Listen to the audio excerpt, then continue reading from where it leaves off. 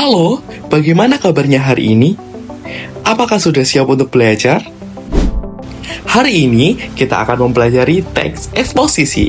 Pada pembelajaran kali ini, kamu diharapkan mampu memahami pengertian, tujuan, ciri-ciri, dan struktur dari teks eksposisi. Ketika mempelajari jenis-jenis teks, kamu pasti menjumpai teks eksposisi sebagai salah satunya. Namun, banyak yang beranggapan bahwa teks eksposisi ini cukup sulit untuk dikenali. Dikarenakan banyaknya jenis serta ciri-ciri teks eksposisi yang hampir sama dengan jenis teks lainnya. Namun jangan khawatir, sebenarnya teks eksposisi mempunyai ciri, kaidah kebahasaan, dan struktur yang khas yang membuatnya berbeda dari jenis tulisan lainnya. Dan ketika kamu sudah memahami materi teks eksposisi kali ini, kamu akan dengan mudah mengetahui bahwa mengidentifikasi teks eksposisi itu tidak terlalu sulit. Sebelum itu, apakah kamu masih ingat apa itu teks eksposisi? Untuk mengingat kembali apa itu teks eksposisi, simak video ini dengan baik ya. Dan jangan lupa catat hal yang penting. Teks eksposisi adalah paragraf atau karangan yang berisi pemaparan yang terkandung sejumlah informasi dan pengetahuan di dalamnya, serta disajikan secara singkat, padat, dan akurat tanpa harus memberikan kesimpulan.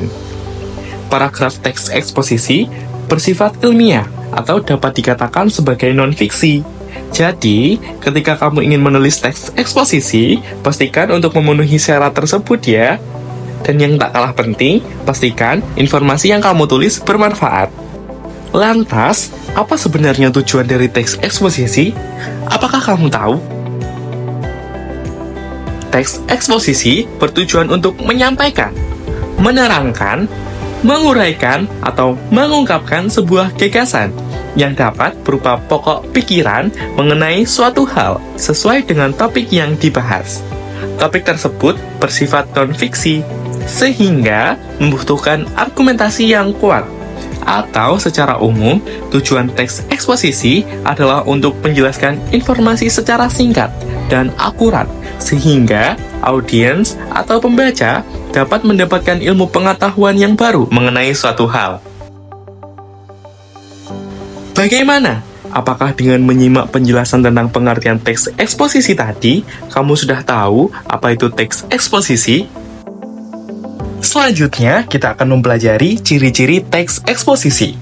Setiap teks memiliki ciri-ciri tersendiri untuk membedakannya dengan teks yang lain.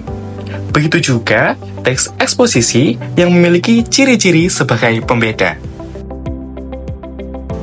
Ketika kamu kebetulan membaca sebuah teks, mungkin kamu berpikir dan ingin tahu, termasuk ke dalam jenis apa bacaan atau teks yang sedang kamu baca itu. Untuk menjawab rasa ingin tahumu itu, kamu perlu mengetahui ciri-ciri dari setiap jenis teks, agar kamu bisa menentukan termasuk ke dalam jenis teks apakah bacaan tersebut. Setelah ini, kamu akan mempelajari dan menemukan ciri-ciri dari teks eksposisi, yang pastinya akan memudahkanmu untuk mengidentifikasi teks eksposisi. Yuk simak dan jangan lupa catat hal-hal yang penting ya. Ciri-ciri teks eksposisi ada 4. Yang pertama, memuat informasi dan pengetahuan. Teks eksposisi harus memuat tentang fakta dan informasi yang mengandung pengetahuan, serta mengandung informasi penting yang berguna sebagai pengetahuan bagi pembaca. Yang kedua, penulisan yang singkat, padat, dan to the point. Jika kamu perhatikan, teks eksposisi dan strukturnya memiliki penulisan yang singkat, padat, dan to the point atau lugas. Jadi, pada teks eksposisi tidak boleh menggunakan kalimat yang bertele-tele dan tidak relevan dengan topik. Ketiga, bahasa yang baku. Karena teks eksposisi berisi informasi atau pengetahuan, maka penulisannya menggunakan bahasa yang baku atau bahasa yang sesuai dengan kaidah kebahasaan. Ciri yang keempat, objektif dan tidak memihak. Poin ini sangat penting untuk diperhatikan. Teks eksposisi yang baik dan benar, penulisannya bersifat objektif dalam menyampaikan informasi. tidak memihak kepada salah satu pihak, dan tidak memaksakan pendapatnya kepada pendengar atau pembaca. Selain ciri-ciri, teks eksposisi juga memiliki struktur yang membedakannya dengan teks yang lain. Sebuah teks pasti mempunyai struktur tersendiri, begitu juga dengan teks eksposisi.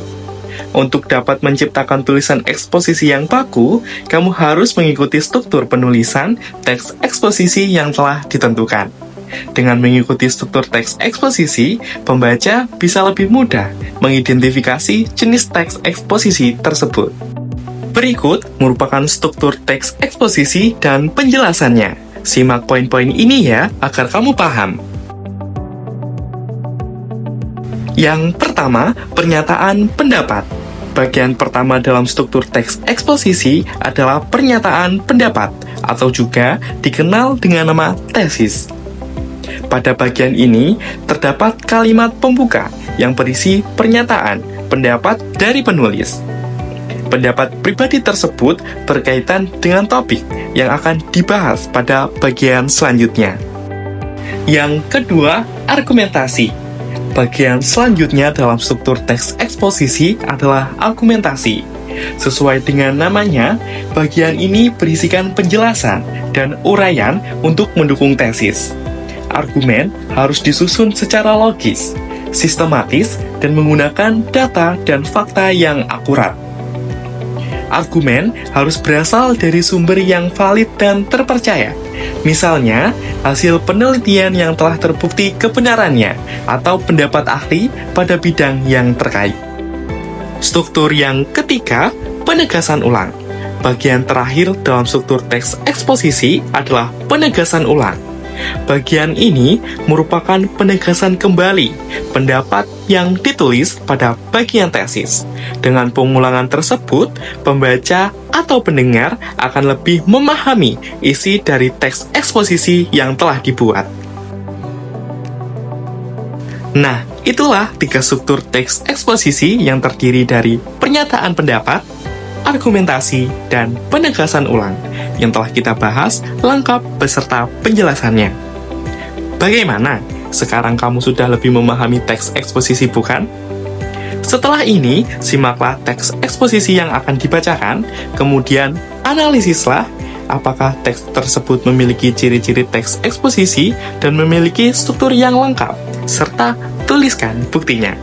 Simak dengan baik ya!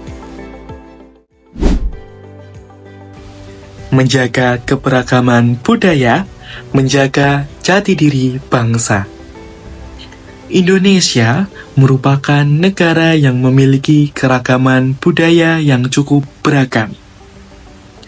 Budaya merupakan warisan berharga yang dimiliki oleh setiap bangsa. Budaya mencerminkan nilai-nilai tradisi dan adat istiadat yang diwariskan dari generasi ke generasi. Budaya berperan penting dalam membentuk identitas dan jati diri bangsa. Keberagaman budaya perlu dijaga dan dipertahankan, karena budaya merupakan jati diri bangsa yang harus dilestarikan dan wariskan kepada generasi penerus. Akan tetapi, anak muda sekarang tidak peduli dengan keberagaman budaya yang dimiliki.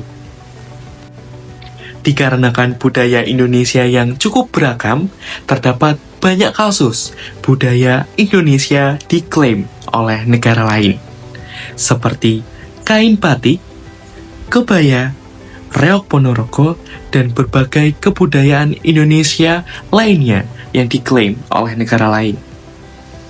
Seharusnya, dengan adanya kasus tersebut, generasi muda harus lebih sadar akan pentingnya melestarikan kebudayaan, supaya budaya-budaya yang ada di Indonesia tidak pudar atau diakui oleh negara lain. Banyak hal yang dapat dilakukan oleh generasi muda untuk ikut andil dalam melestarikan budaya, seperti dengan percaya diri menggunakan kain batik atau wastra-wastra Nusantara yang dapat dibuat sebagai baju dengan gaya yang modern, melestarikan bahasa daerah, dan mempelajari tari tradisional serta mengikuti seminar tentang kebudayaan atau berbagai kegiatan lainnya. Menjaga budaya juga memiliki banyak dampak positif seperti membentuk karakter dan kepribadian. Karena budaya menanamkan nilai-nilai luhur dan budi pekerti luhur yang menjadi landasan bagi pembentukan karakter dan kepribadian generasi muda. Serta meningkatkan rasa cinta tanah air. Karena kebudayaan membangkitkan rasa cinta tanah air dan kebanggaan terhadap bangsa, sehingga generasi muda dapat menjadi penerus bangsa yang tangguh dan berwawasan kebangsaan. Menjaga budaya juga akan menimbulkan rasa bangga terhadap budaya bangsa, karena generasi muda yang memahami dan menghargai budaya bangsa akan memiliki rasa bangga dan percaya diri untuk menunjukkan identitasnya di kancah internasional. Melestarikan kebudayaan Indonesia merupakan tugas semua orang, terutama bagi generasi muda sebagai generasi penerus bangsa. Dengan menjaga budaya, kita dapat menunjukkan identitas bangsa kepada dunia dan mewariskan kekayaan kebudayaan kepada generasi penerus kita nantinya. Marilah kita bersama-sama menjaga dan melestarikan budaya bangsa dengan cara mempraktikannya dalam kehidupan sehari-hari, serta mendukung kegiatan-kegiatan budaya agar keberagaman budaya yang dimiliki Indonesia tidak pudar dan diakui oleh negara lain. Kali ini kalian sudah belajar tentang pengertian, tujuan, ciri-ciri, dan struktur dari teks eksposisi. Tetap semangat untuk belajar ya, karena pembelajaran tidak dicapai secara kebetulan. Itu harus dicari dengan semangat dan diperhatikan dengan ketekunan. Sampai jumpa di pembelajaran berikutnya.